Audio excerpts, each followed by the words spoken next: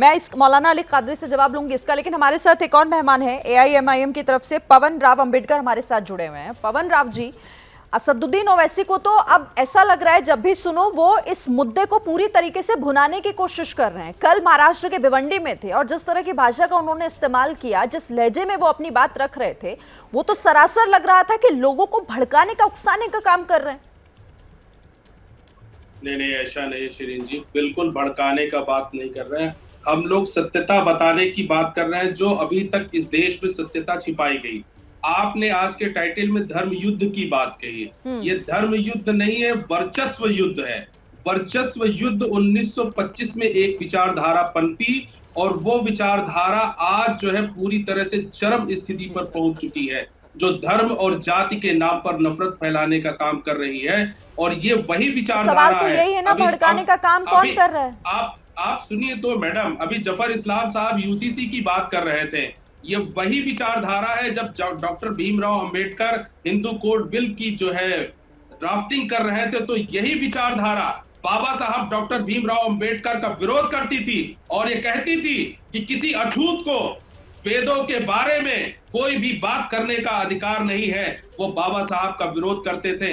आज अगर यूसीसी की जो बात करते हैं, पहले वो ये लोग यूसीसी की बात करने से पहले इस देश में धर्म सुधार की बात करें, सामाजिक सुधार की बात करें, क्योंकि इस देश में विभिन्न जातियां हैं, विभिन्न धर्म हैं, तरह तरह की बोली और भाषाएं हैं। एससी और एसटी को लेकर के क्या कानून बनेगा यूसीसी में, ये अभी देखने लायक होगा। पहले मेरे सवाल का जवाब दे दीजिए, फिर मैं आपकी जफर इस्लाम से डायरेक्ट बात करवा दूंगी। मुझे ये बताइए कि कल अगर असदुद्दीन ओवैसी ये कहते हैं कि ये मुस्लिमों के खिलाफ ऐलाने जंग हो रहा है, ये भड़काने का काम नहीं, और बताइए जरा कौन ऐलाने जंग कर रहा है, कौन उनके हकों को छीन रहा है? कल मंच से सीधे सीधे इस तरह की बात की है असदुद्दीन ओवैसी ने। मैं बिल्कुल आपको साफ साफ बता देता हूं। पिछले वर्ष हाई कोर्ट इलाहाबाद ने एक ऑर्डर पारित किया। 8 अप्रैल को वाराणसी के जज ने एक ऑर्डर पारित किया। उसके रिस्पेक्ट में इलाहाबाद हाई कोर्ट ने क्या कहा?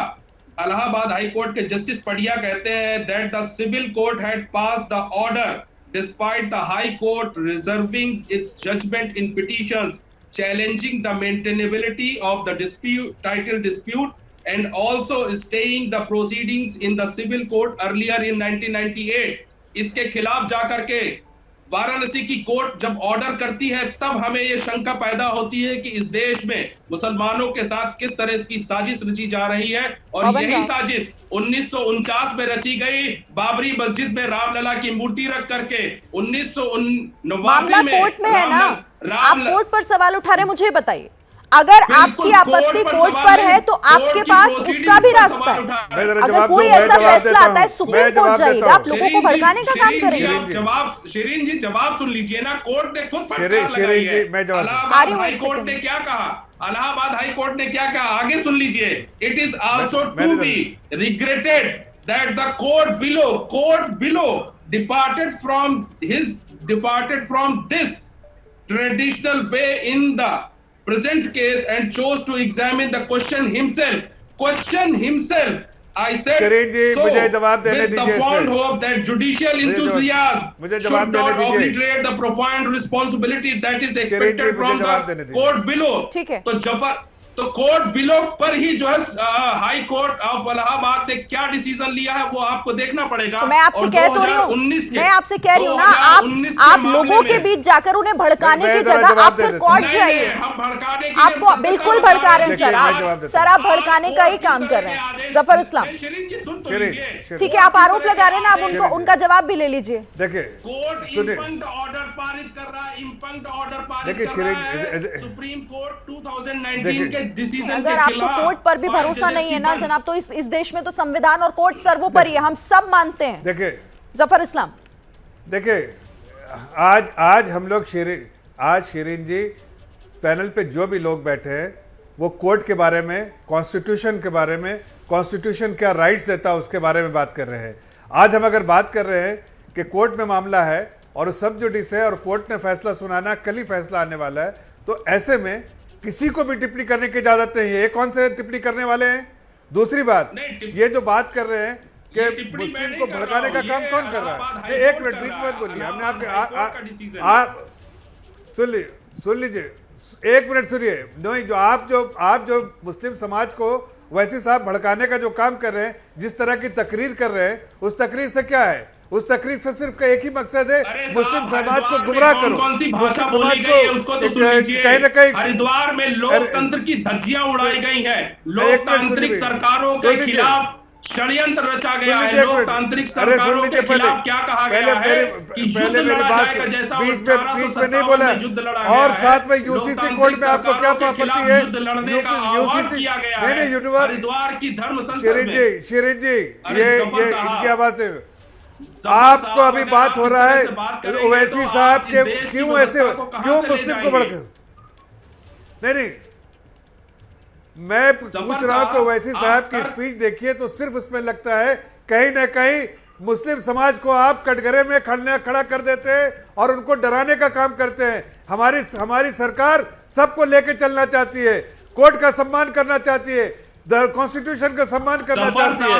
और अगर यूसीसी बन रहा है तो कोई आप पे थोप रहे, कोई आप पे थोप, कोई कितने टिकट आपने दिए? 403 विधानसभा। अरे छोड़िए, जो जीतने वाला विकास की बात करते हैं, आपने कितने मुसलमानों को 403 विधानसभा में जो जीतने वाला होता है, आपने मुसलमानों के साथ धोखा किया है, मुस्लिम समाज के साथ आपने धोखा किया है। जो जीतने वाला होता है उसको टिकट मिलता है, चाहे वो कोई हो। ये मुस्लिम ना देखा जाता है, ना हिंदू ना सिख ना ईसाई। ये जीतने वाला आपको नहीं मिला, सिर्फ विनेबिलिटी क्राइटेरिया आता है। आपकी विचारधारा भारतीय जनता पार्टी की विचारधारा आप इसको देना टिकट। अच्छा ठीक है, देखिए हम इस पर बात नहीं कर रहे हैं कौन किसको टिकट दे रहा है, वो अपनी पार्टी का अधिकार है, वो किसको दे। आज हम बात इस पर कर रहे हैं कि आखिर ये किस तरह के धर्म युद्ध की शुरुआत हो गई। नहीं, एक मिनट डॉक्टर पवन राव, आप एक बार फिर सुनिए जरा, अगर आपने नहीं सुना है, और जरा आपको पता चलेगा क्या कुछ उन्होंने कल बोला है।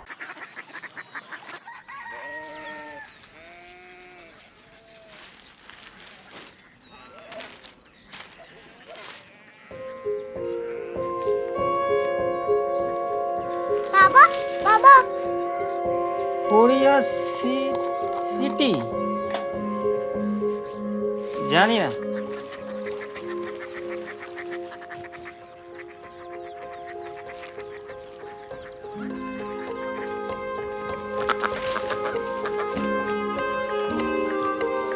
Korea city?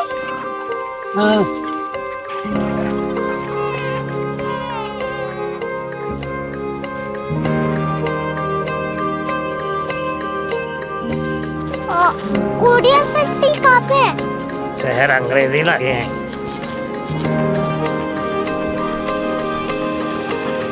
Korea city.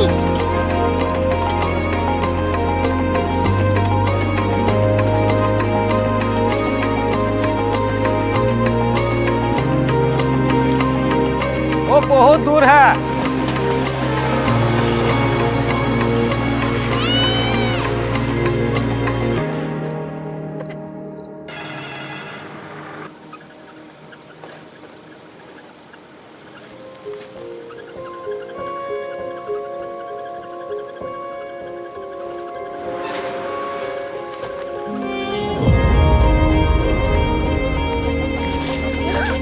Korea city.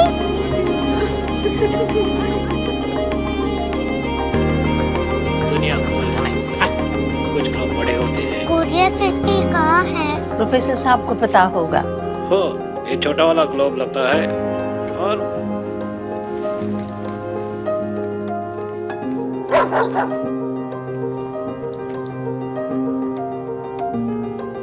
पता नहीं, मेरी बेटी से जाके मिल लो, शायद उसे मालूम हो।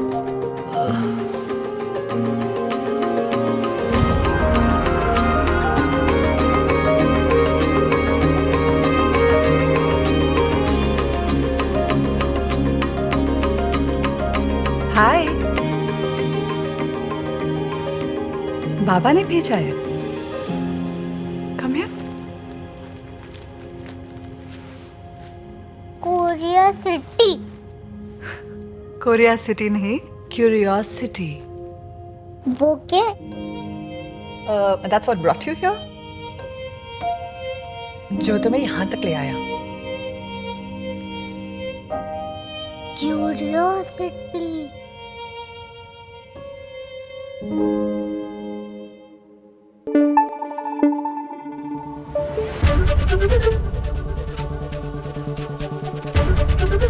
एबीपी न्यूज आपको रखे आगे।